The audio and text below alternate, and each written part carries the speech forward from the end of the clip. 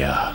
As consumers, we are bombarded by it at every turn, like the Incredible Hulk being bombarded by gamma rays. But what makes some media endure, while others are banished to the forgotten black hole of obscurity, never to be heard from again? Who or what decides this? Hetero life mates Steve and Yahel want to know, and they want to know now. This is Obscurity Now. And what's up, everybody? Welcome to another episode of Obscurity Now, the show where we take a look at weird and almost forgotten pieces of media, TVs, movies, comics, you name it, and then we decide if it should be remembered for all of human history or tossed into the black hole of obscurity, never to be heard from again.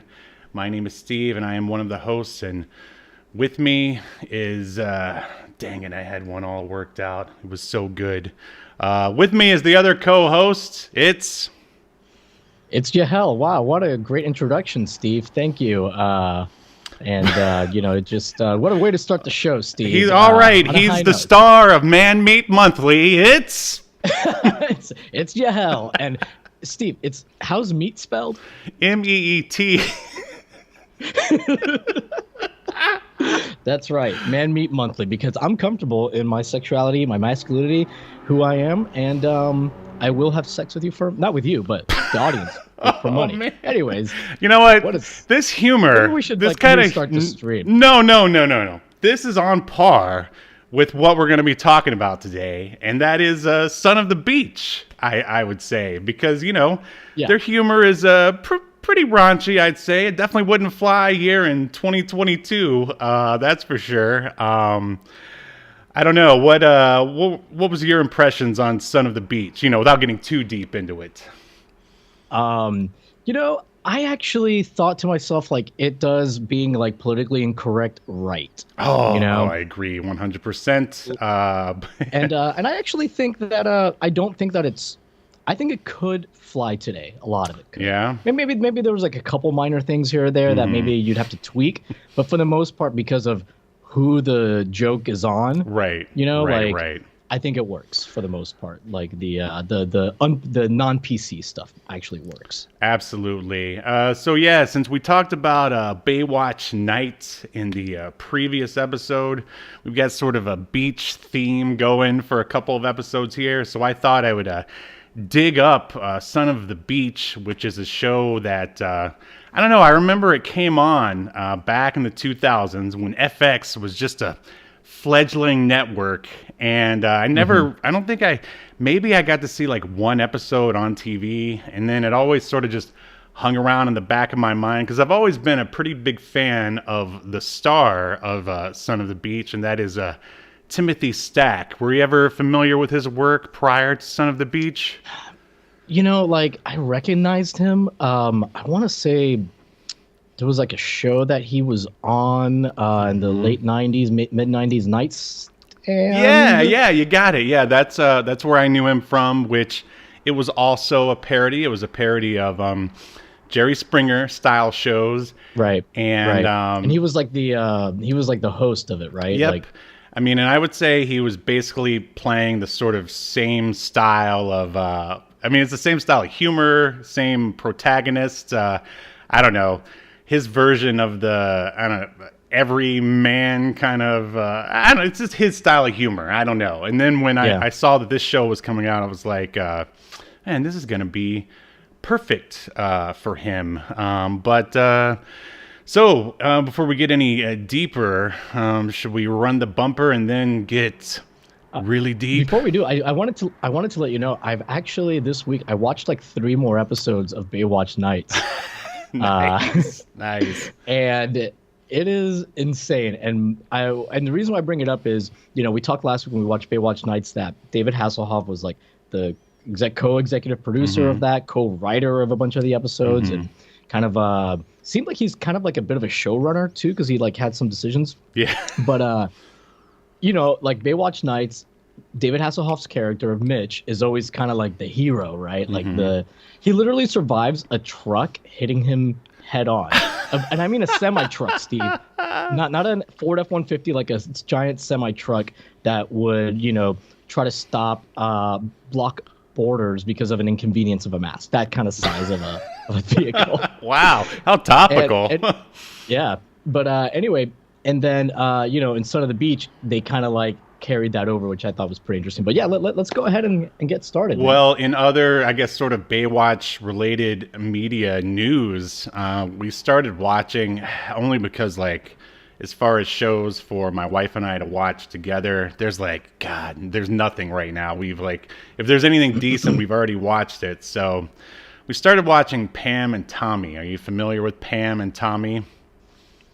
I am, because one, Mike Labosca, a good friend of ours, / Johnny Armani, aka Johnny Armani, he auditioned for that show. Oh, nice. Yeah, I could see him fitting right into that world.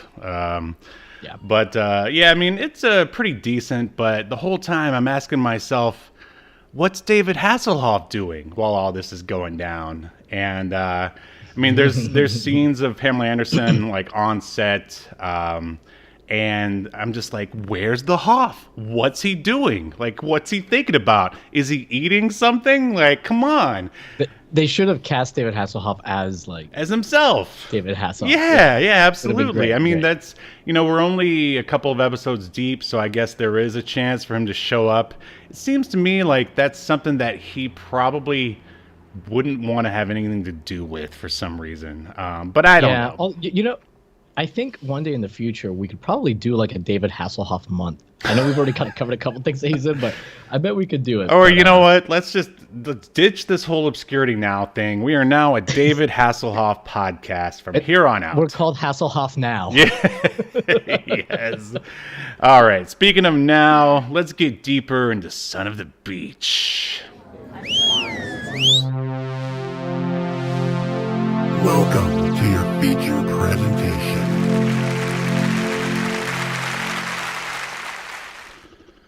All right, let me get the notes here. So we were watching the pilot episode, if you're watching along with us, and it premiered March 14th, 2000, and I know I didn't watch it when it premiered, and I'm sure you probably didn't either, right?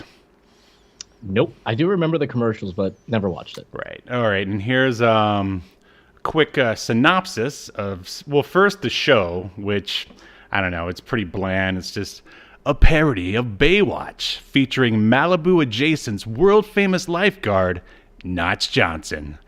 And Malibu Adjacent is the name of the town where they live. It's so ridiculous. So funny. I love it. Yeah. And obviously, his name is what is his name? Notch Johnson. And the David Hasselhoff's character on Baywatch, his first name is Mitch. So Mitch, Notch, obviously, brilliant. So the pilot's the title of the pilot is "With Sex You Get Egg Roll." Do you get that reference in any way? I mean, I don't think it's a reference to anything in particular. I don't think it's a reference to a saying. No. They're just being weird. Right. I think maybe when you order food, Chinese food or something like that, or Asian food, sometimes it's oh yeah, that comes with egg roll or whatever. Right. I mean, it's just, that's something I could think of. Yeah, me too. And I don't know.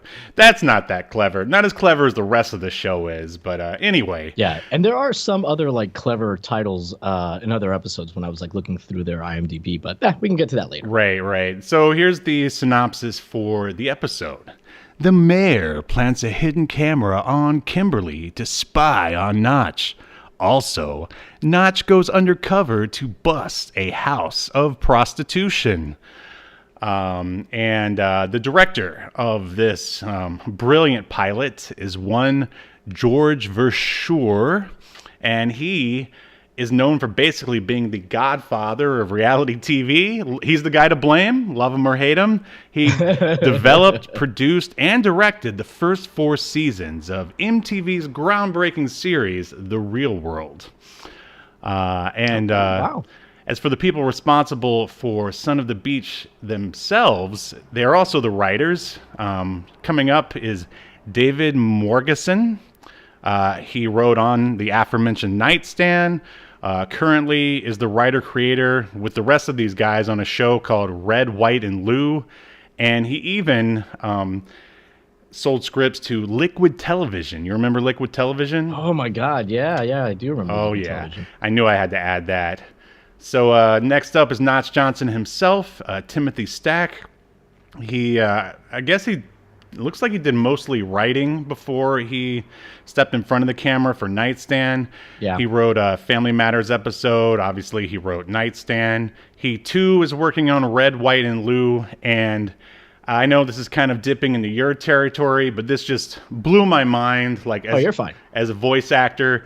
He was the voice of Lampy in The Brave Little Toaster, which is a movie I love that I hope that we cover someday. But I never knew that, and I just couldn't believe it. Were you aware of that, or do you care in the slightest? I've never even heard of The Brave Little Toaster. What? Oh man, yeah. You had no childhood, man. No childhood. Man, I was just too like masculine and tough as a 7-year-old. Well, I just assumed they didn't get The Brave Little virile. Toaster in Puerto Rico. I mean, I don't know. Well, our toasters are pussies. Your men are so manly. You just toast the toast yourselves over an open fire. Yeah, I gotcha. Yes, with our Latin man meat. Anger. Oh. What stereotype can I about my own people? Can I? Well, I mean, you might as our well. Latin tempers, our fiery tempers. I mean, again, that fits in with Son of the Beach just perfectly. And the last writer is one James R. Stein, and I'd say he's probably like the old man or veteran of the bunch. He also is working on Red, White, and Lou. He wrote on Nightstand, Family Matters, and all the way back on like Mary Tyler Moore, he was writing stuff. So this dude's been around for a while. And just to touch on some of the producers and production company, it was a really big deal that this was produced by Howard Stern. I remember he would like come on FX and other talk shows to talk about it, to try to talk up the show and whatnot. And then the rest of it is, Fox Television Studios and FX Network. Yeah, hell, take it away with the cast. Yes. All right, so I'm just going to go over the main cast as usual. We've already talked about Timothy Stack, so I'll start with him so we can finish him off. So yeah, he plays the main character. Yeah, that was not a good Again, it fits. Sorry. All this Man Meat Monthly talk from today just got me really it's got me really revved up. I'm very horny right now. In the words of my native tongue, you so horny. You remember that? Oh God, yeah, awful joke, awful but good. Yeah. Anyway, so yeah, he's done. You kind of covered like most of the stuff that he's known for. I did find it interesting that he was also like in a bunch of episodes of Punky Brewster. Oh wow. Which, I just found that like odd, but like you mentioned Night Court. He was the local pedophile, right? Or perv? I'm not really sure. He was also in My Name Is Earl for like a lot of episodes there too. I must have been when I Tim Stack. That's funny. His character was TV's Tim Stack was his character. Nice. But anyways, moving on, he plays the titular character. Then we have Jamie Bergman, who plays a lifeguard named BJ Cummings. And at one point, there's a joke about her, and she's obviously supposed to be like the Pamela Anderson kind of knockoff. Sure. And one character asks her if like BJ stands for like Bobby Joe or something, and she goes, if it's a nickname, she's like, no, it's a nickname. The men's volleyball team gave it. Yeah. The way like a lot of the. I'm sorry. Go ahead. I was just gonna say, and the way she delivered it was so good, just so innocently, and like, of course, she's supposed to be pretty ditzy as well. But it was hilarious. Every character on this show is ditzy. Then we have, except for Kimberly, she's like the only real person in the entire show. I'd say even she was the least dumb. Right. I would still say even she's a little bit like. Sure, she has to like. As you get to like the straight man, right, but she still has to let stuff fly. Otherwise, the plot would never advance. Just absurd stuff. Yeah. So, anyways, then we've got Roland Kickinger, which that's amazing that's this guy's real name. He's the huge buff dude. Right. On Son of the Beach, his character's name on the show is Chip Rommel or Rommel, and he plays like I think he's supposed to be German or Austrian maybe. But he's just a big buff dude, kind of supposed to be like like an Arnold Schwarzenegger, kind absolutely. of guy. Mm-hmm. But yeah, he was actually really funny. Mm-hmm. Then we've got Layla Arcieri. Mm-hmm. Her character is her character's name is Jamaica St. Croix. So good. Just chef's kiss. Anyways, she's supposed to be kind of like an urban character or something. Right. The token, inserts. Yeah. In fact, that's her deal, is that she's from the inner city. That's what they say. Yeah, in the episode. I think. Yeah, they even say it. Then we've got Kimberly Clark as Kimberly Oja, the character that you said is the one that plays it straight. Right. And then the mayor, who was also very good, I just lost her here, was played by Lisa Baines, who unfortunately passed away in June of last year. Oh, that's a drag. Possibly because she started listening to our podcast 6 months in when it was not quite as tight as it is now. Ouch. Ouch. Anyways, it's true. I actually recognize her, though, from the Orville because so her episodes haven't aired yet for the Orville because the new season hasn't aired yet. But I remember seeing some images and stills from the episode she's on. I was like, this lady looks familiar, and sure enough, she's in the Orville. But yeah, she was acting all the way up to her death, pretty much. Wow. So yeah. You perverts out there may know her from Masters of Sex. You fucking nasty people. Yeah, that's majority. predominantly our audience. Actually, is like pervs. Yeah, it's just perverts. And then Jason Hopkins played her son, Cody Massengill, who's supposed to be he is a homosexual character, but it's played like this. This was the one thing that I was like, this probably wouldn't fly because I don't think it'd be really I didn't find his stuff funny because it was just your typical right. It's funny because he's gay. Guy. Yeah, well, I mean, they're all sort of cartoon characters, basically, or parody cartoon characters. But yeah, right. It was just for him. It's it's funny because he's over the top, flamingly gay, which wasn't that funny. Right. That's the one of the things I remember thinking. Okay, yeah, this wouldn't fly. Not just because I don't even think people would be mad about it. People would be like, really? You're doing this? Right. I gotcha. But anyways, that's pretty much most of the, if not all of the regular cast members. There are a couple guest stars that are pretty funny. There's Glenn Chin, who plays Mr. X, and Ron Yuan. I think that's the guy that played it. Johnny Tree, who's his partner. And they basically are the ones who... They're just very over the top, and they end up sending these women from Cambodia to the U.S. Yeah, they're basically your typical Asian bad guys that you would right. Straight out of a kung fu movie, basically. Yeah. Isn't there a joke at one point where somebody says some kind of Asian villain or some kind of Asian stereotype? Right. Yeah, at the end of the movie. Yeah.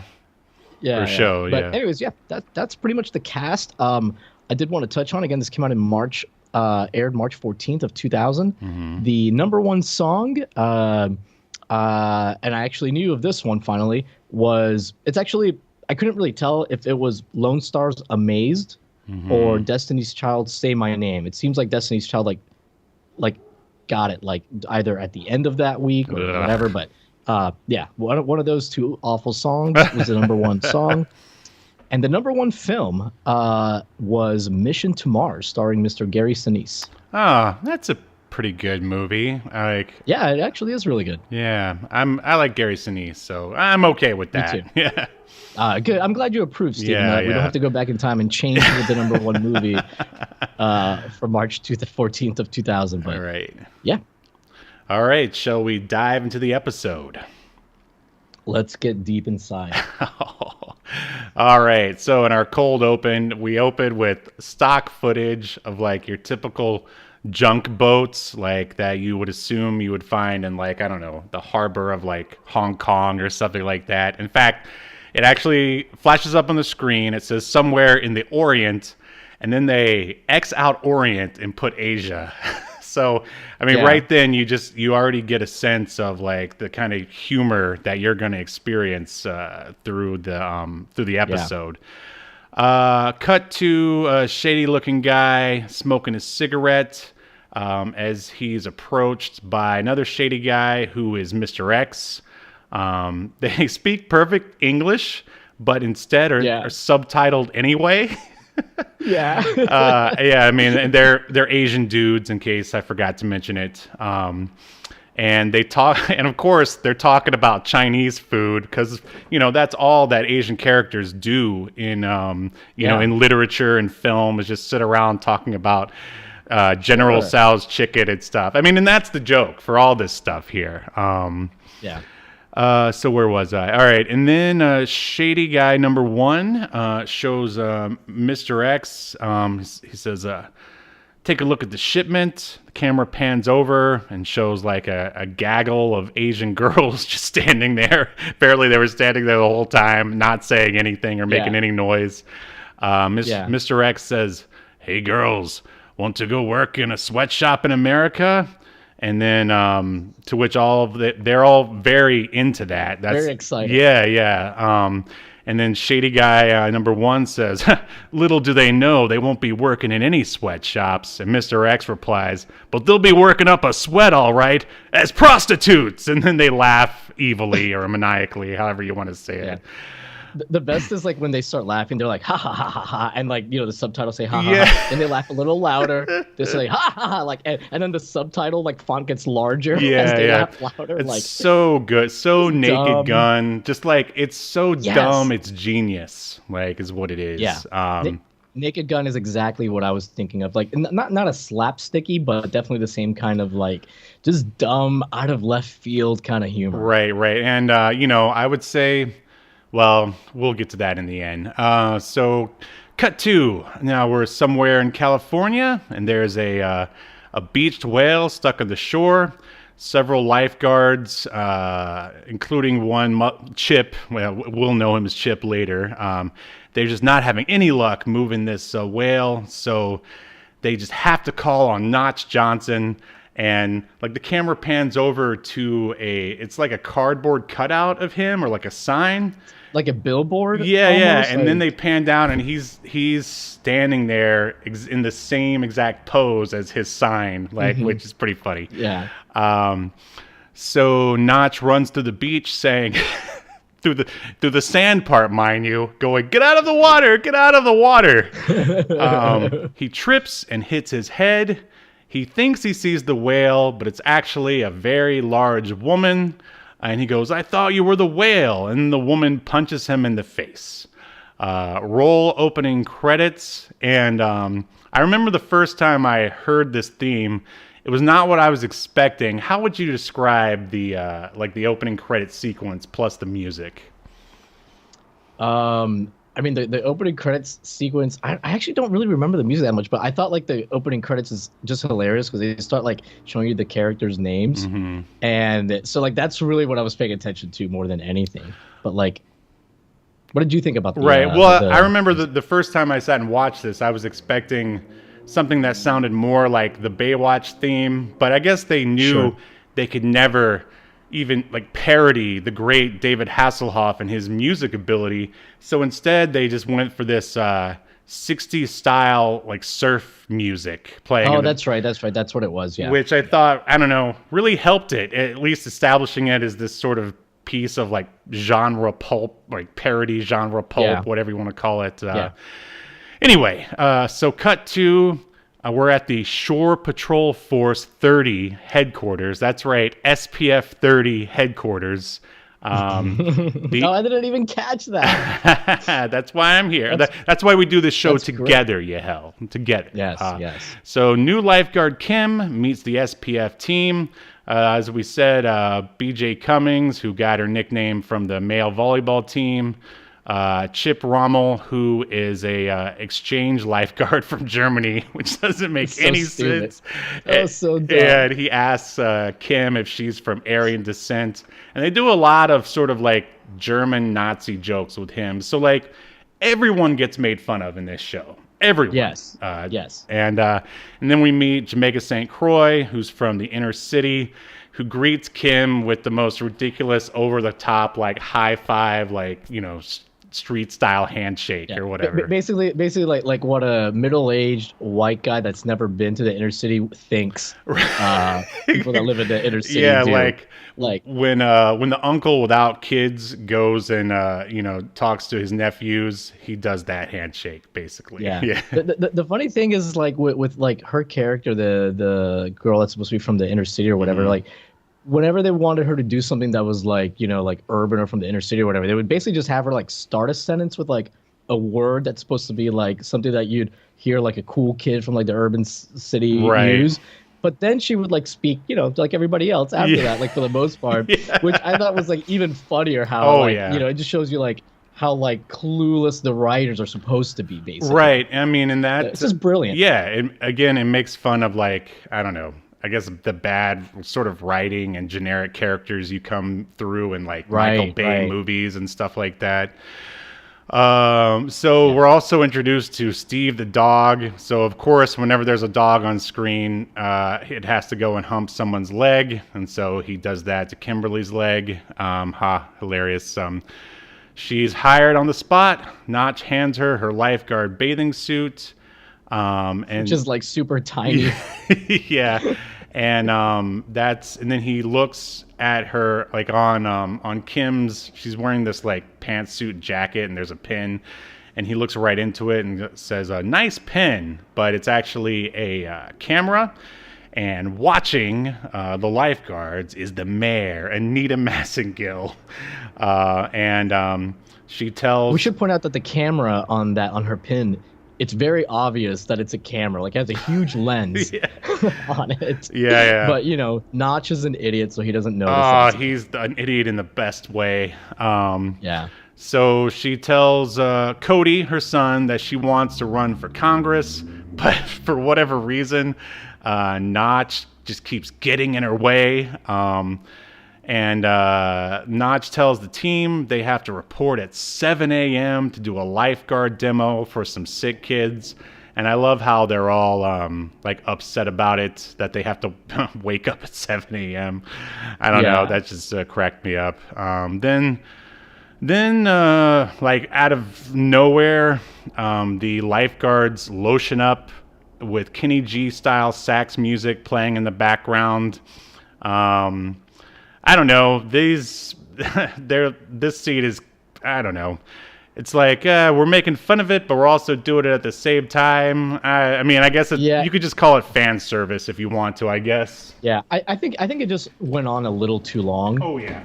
Yeah, I agree. Like it was kind of like a funny like thing, because I think the joke was supposed to be like, oh yeah, Notch is saying, hey, you forgot your sunscreen. Wink, wink. Like, oh look, this is the kind of like fan service like stuff they do for like on these shows, right? For like sex appeal, because sex sells. But then it goes on like just way too long, where like these girls are like putting like they're rubbing lotion on themselves, and you get a little bit of Chip rubbing it on himself too. Right. Yeah. So there's something there for everyone, I suppose. All right, so, okay, Kim and Notch are sitting on the beach when they see one of the Asian girls from the cold open float up on a piece of wood. Of course, Notch can speak like perfect Cambodian or whatever they speak in Cambodia. Dude, there's a great joke, though. So they have her like in the office at this point, at their headquarters, and BJ Cummings' character says, I wish we knew what Cambodians like to eat. As if though they like can't just eat like any food, like whatever. And please chime in with any one-liners or jokes, because there's so many. Like I couldn't write them all down. And then I think it's then BJ Cummings, like same character, who says like somebody says something about like going to the Cambodian consulate to like get a translator, and that's when Notch is like, well, it just so happens I speak a bit of Cambodian. Oh, of course, he's always the right man for the job. So yeah, he tells the gang that, or Senpai tells him, and then he tells the gang that her and her sisters were going to be sold as sex slaves. And I love, he keeps going, like, prostitutes, whores, hoes. Like, he kept, like, saying that over and over again, as if they couldn't understand. So basically, he and the gang are going to have to go bust a whorehouse. And then the mayor and the son have been observing this, and they sort of snicker maniacally. Cut to Notch and the gang hang a sign that says, they're out on the beach preparing for the sick kids, and they put up a sign that says, "Welcome, sick kids." Sunpai has a Cambodian to English dictionary, and she thanks Notch for it. BJ says, "Great job, Sunpai. You're picking up English real quicker." Which, again, the way she delivers it is just so good. And then Notch and Chip go to the mayor's office to ask for a permit to put on this, sick kid carnival or whatever you want to call it from the mayor. Both the mayor and her son, first off, Notch launches into this big monologue about why he has to do this for the kids. And then both the mayor and her son have fantasies about Chip, I guess, lotioning up or whatever. And so when they're done, first the mayor is dreaming about rubbing him, and then we see they pan to her son, and you see her son rubbing him. And, which is kind of funny, little funny. And then it was the right length too. It was just a quick little right, exactly. And there's a plot reason for it too, because she's so distracted. Sure, she's like, yeah, fine, you can have your permit.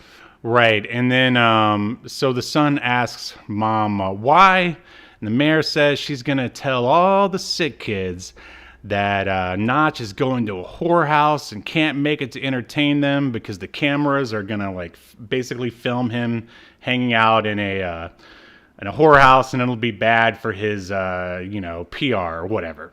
So yeah, and at some point, Steve, I think it has already happened, but Notch mentioned something about how these girls are going to get venereal diseases, how they're going to get syphilis, the herpes, I believe is what he calls it. Yeah. And instead of gonorrhea, he calls it gonadrhea or something like that. Yeah.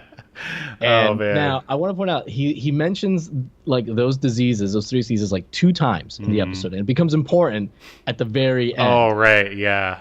But so he does mention them, but it's not central to the story. No. And just keep that in mind, folks. So cut to, we're on the beach. Chip is carrying Jamaica and places her on the sand. Then BJ comes and sits on her stomach and then administers mouth to mouth. Surprise, it was really just a rehearsal and a reason to make them kiss, I guess. Sunpai then hands Notch a massive cell phone. And she says it's his snatch. And Notch is like, "Oh, you mean snitch." And he picks up the phone, and it's so funny. He's just like, "Hello?" And then hangs it up. Doesn't have any time to actually have a conversation. And he's like, "Oh, that was my snitch. She said that, they said that your sisters are at a massage parlor. And so they're going to have to go there and break him out." And then Kim suggests that Notch shouldn't be seen at a massage parlor. And Notch, basically looks at the camera and says, "Oh, they won't be seeing Notch Johnson there." Cut to Notch wearing a mustache in the massage parlor with Kim. And I love it. He's just walking around going, "Hello, Asian prostitutes." This ridiculous voice. It's so funny. My God. And so he goes to Mr. X, and he says he wants to purchase an Asian prostitute to have sex with his wife. And Kim is like, "What?" And as they turn to go, I guess presumably off to wherever the bed area is, an alarm goes off. And Shady Guy number 1 says, "One of you is wearing surveillance."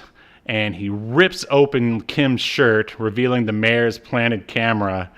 And Notch goes, "Oh, you wore a camera. I should have done that." Or something like that. He's completely oblivious. Yeah. And then they rip off Notch's mustache, and then once again they laugh maniacally, and the subtitles get really big, just like with before. Yeah. Cut to, they're now imprisoned in this backroom sex dungeon kind of thing. Kim is chained up, wearing only her underwear. Notch is still in his suit, handcuffed to a pipe. He starts going on and on about how the kids are going to be so disappointed that that he's not going to be there for their little event or fair or whatever you want to call it. And that's when Kim realizes that Notch actually cares about the kids and confesses that she's been spying on Notch for the mayor. She said she had to do it or the mayor would force her grandma out on the street. Oh, and this is what I wanted to say for your introduction. But Kim says that her parents died and she was reared by her grandma. And Notch says, I know what you mean. I was reared by 2 uncles. God. Oh, Jesus Christ. Right. Meanwhile, at the beach, the sick kids arrive. The other lifeguards are freaking out and wondering where Notch is. Now we're back in the dungeon. Notch gets a plan to knock down a bucket of Sexo-Lube and so he can wiggle out of the handcuffs. As he's doing it, he there's a couple really good jokes here, though, if I can interrupt. Yeah, go for it. So, like, Kim says, like, there's a container up there. He goes, that's not a container, like, because it's above them. It's a bucket. And the bucket... Go ahead. Sorry, go ahead. I was just going to say... Oh, well, the bucket's... The best thing about Notch is all the mansplaining he does. All the incorrect mansplaining that he does. Yeah. And sometimes his mansplaining, like in this case, is literally saying the same thing that whatever woman he was talking to just said. Right. But then they're like, so that's a great joke that like have you legit laughing out loud. But then there's an even better one right after where he says it's Sexo-Lube, and Kim's like, what's that? He goes, well, you see, some people unfortunately can't rely on their own juices to have sex. Oh, he says, lucky for us, some people can't rely on their own juices to like, have sex. Oh man. And again, it's just the way he delivers it, just so sincerely and dry without any hint of like giggling or laughing. It's so good. So he hits the bucket of Sexo-Lube and it falls down and actually ends up knocking him out. The noise attracts shady guy number 1, and he comes in, he's like, what's that noise? And Kim's like, oh, I knocked him out so we could spend some time together. And he's like, no. Now, Kim has both her arms tied up against the wall and her legs tied up against the wall with like metal chains. She literally cannot move anything. Right, yeah. It really makes no sense at all. But, I guess the dude was he wanted to believe her. He wanted to. Well, it's a world where like absurd things happen and people just roll with it. Like, they don't question it. One of my favorite kind of worlds. Yeah. So it really like does work for, even though like it sounds stupid, and I'm sure like people listening will be like, oh, that sounds dumb. If you watch it, like it all makes sense within like the rules that they've kind of set up for their world. It kind of reminds me a little bit of that Ricky Gervais movie, The Invention of Lying. Oh, I never saw that one. Oh, you would love it. We'll talk about it offline, but basically the premise is that nobody has ever lied. Like the concept of lying doesn't exist. Oh, wow. So everyone is brutally honest with each other at all times, and like, Ricky Gervais' character invents lying, and he like goes to a bank teller at one point and he wants to withdraw like $5,000, and they're like, oh, but it says here you're in negative balance. And she goes, do you have $5,000? He goes, yep. And then she's like, well, must be a mistake in the computer. Like, so stuff like that happens. Nice.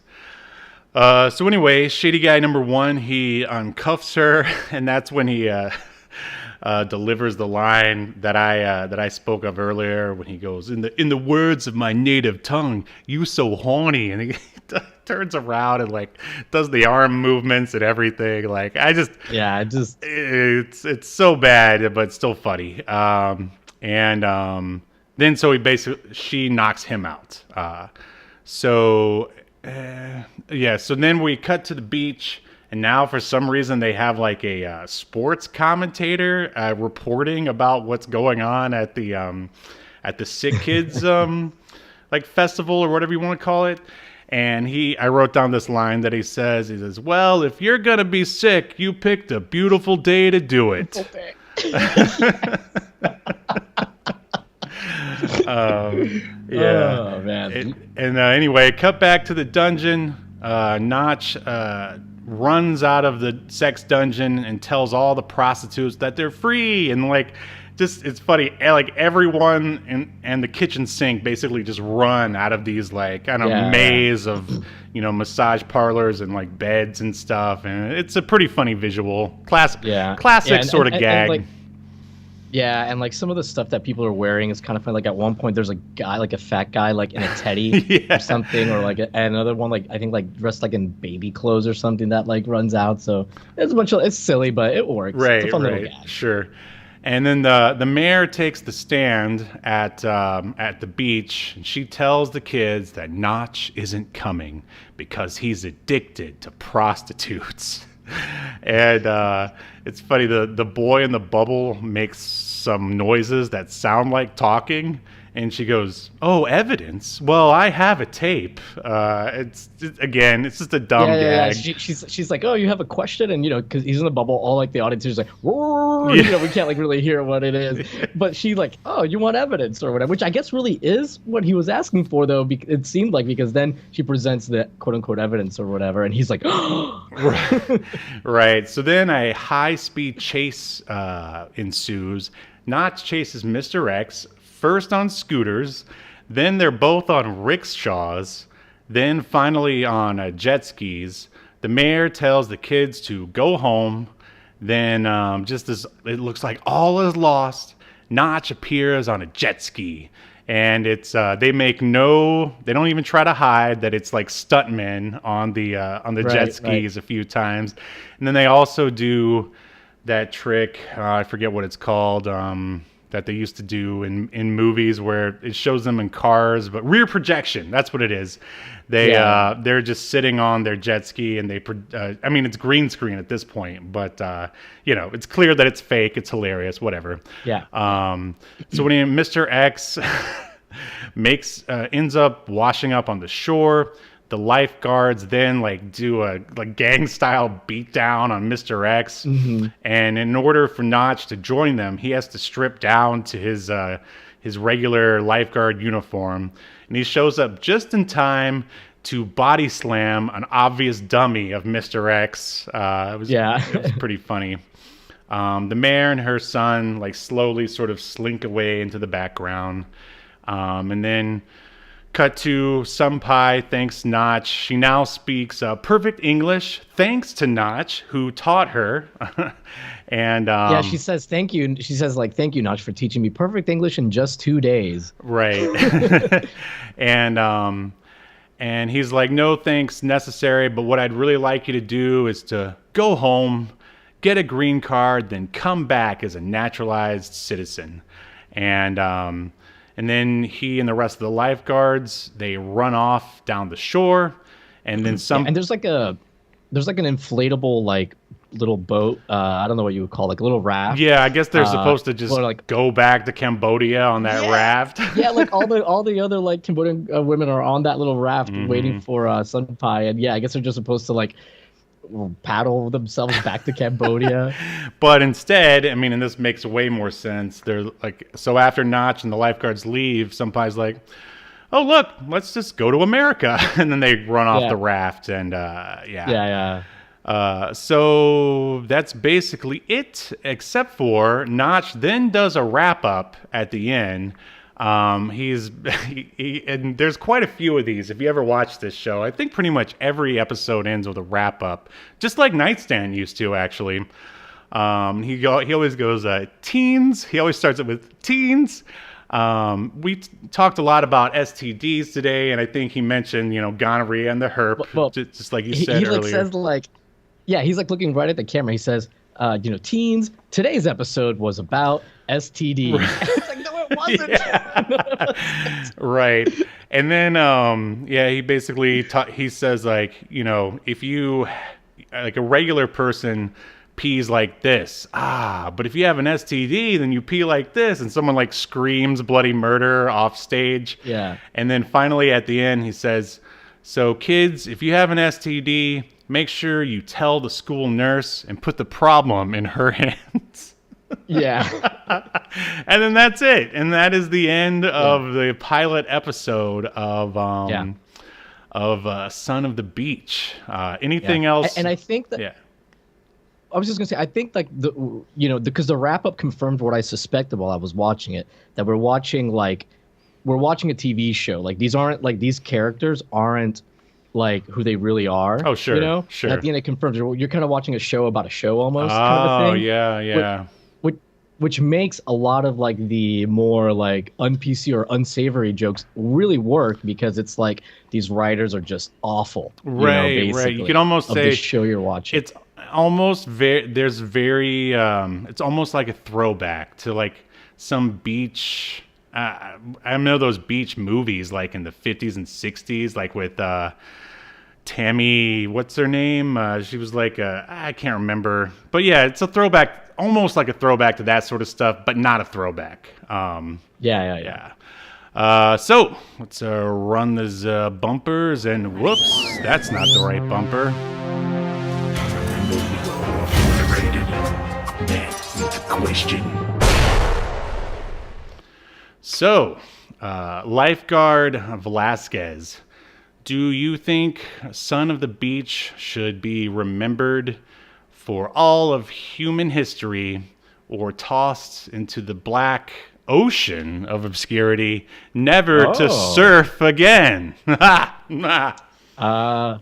say it should be remembered. Really fun, really funny. At least this episode, right? I haven't watched the others, but I would say, like, if you're gonna give this a watch,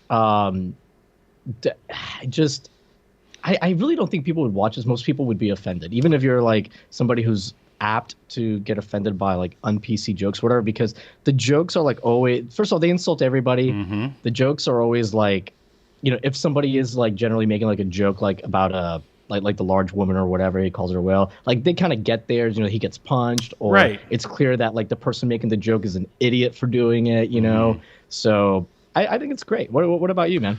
Oh, man, I am 100% on board with saving it. I mean, I've watched all 3 seasons, and I mean, I remember just laughing at all of them, if I remember correctly, and I chuckled my way through this one once again. I mean, I think this is almost on par with like Dark Place as being, like I said, it's not a complete throwback, but it's sort of like the same style of humor in a way, to where like it's like it seems edgy, but it really, I mean, there's really no reason to be offended. I could see someone like maybe if they call it a commercial and not actually watched an actual episode, like get all offended about it. But yeah, because they're not really like making fun of like there's a few like Asian stereotype jokes in here, right? Like when the guy says like "me so horny," like they're not really making fun of Asian people. Like they're making fun of how stupid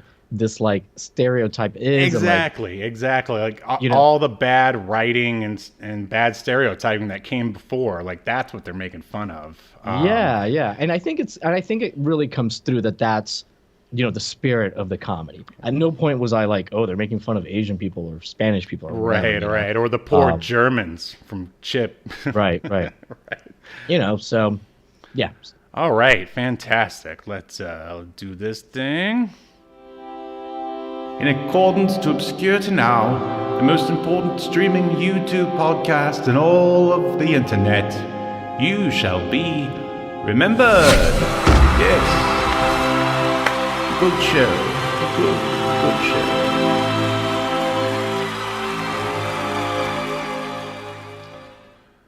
All right, well, that is Son of the Beach. I know at least the first season is out on DVD. I think they may have released the others.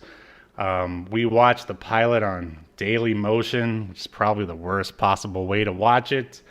Yeah, although the quality wasn't like too bad. Right. But did you notice that the account or channel on Dailymotion that uploaded it, it's had a check mark, so it's a verified channel. So I wonder if like they actually have the rights to it in some form. Interesting. Because I know that there was a couple of YouTube channels like that have like the rights to like show like some of the VH1 those like mid 90s, late 90s, early 2000s reality shows that they had, like the dating ones. Right. So I wonder if it's something similar, but Yeah, you said that there's some DVDs out though for it. Yeah. And also, just another sort of little fun fact.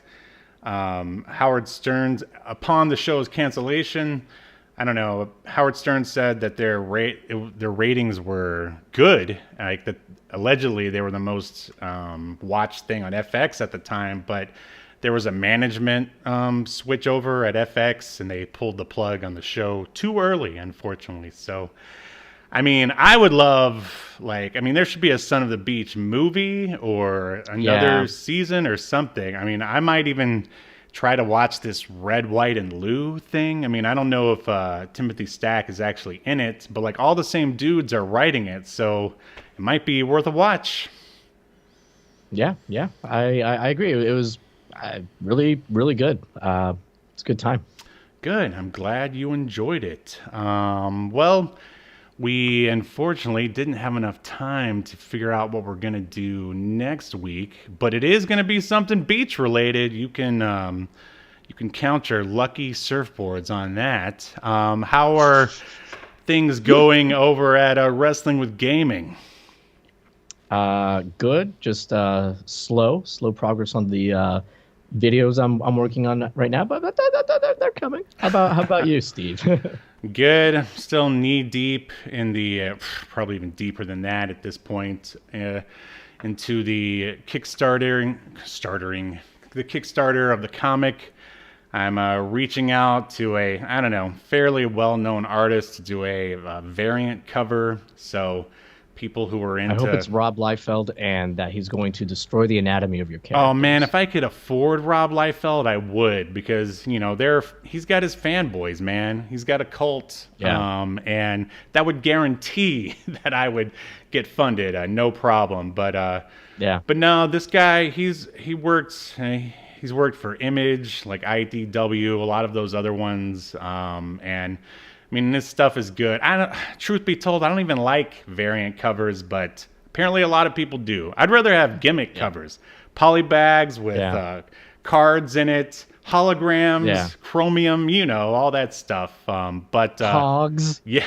Hey, I was considering it for a while there, but no, it's all coming along, and hopefully it will all be done in time for the launch, the complete launch, which will be coming in May. But Sweet. Until then, why don't we watch the trailer for those who may not have seen it? Here it comes. I'm having a weird day. The name's Adam. Where I'm from, I'm known as the Zero Thief. Depending on who you ask, some might say I'm the best thief. But believe it or not, even the best screws up every once in a while, and that's what I did, and I had to make a fast getaway. I ended up crash landing on this bizarre planet. Turns out, I didn't get away fast enough. These winged freaks followed me here. It's just us here, Zero Thief, on this empty backwoods planet. So start talking, either to me or my blade. Okay, I do have something to tell you.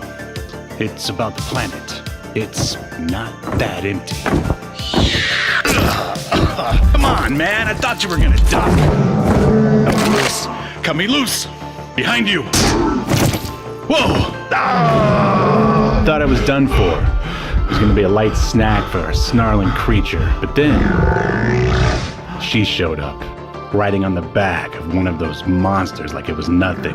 And with a wave of her hand, the other razor-toothed beast just stomped away.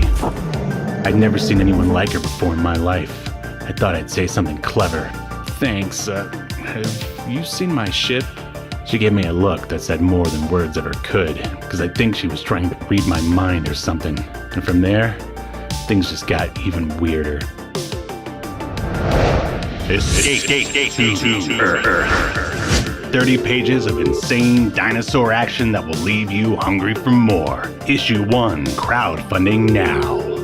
Written and created by Stephen Honeycutt. Art by Antonio Brandao. Colors by Bruno Furlani. Jump on now before the whole human race is extinct. Download the digital preview today.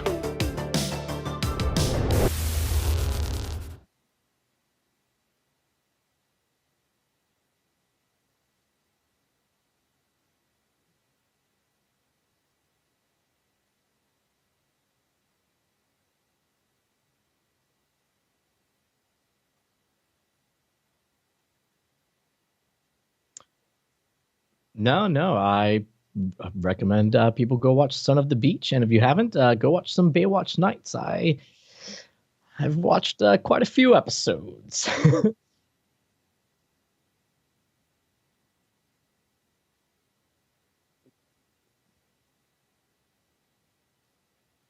22. Um,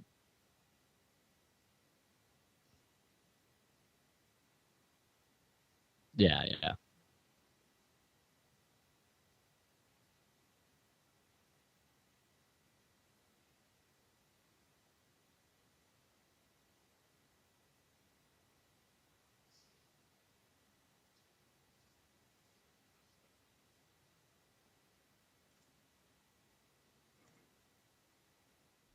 You've been enjoying Obscurity Now, a podcast that's recorded live to tape and streamed to Twitch and YouTube.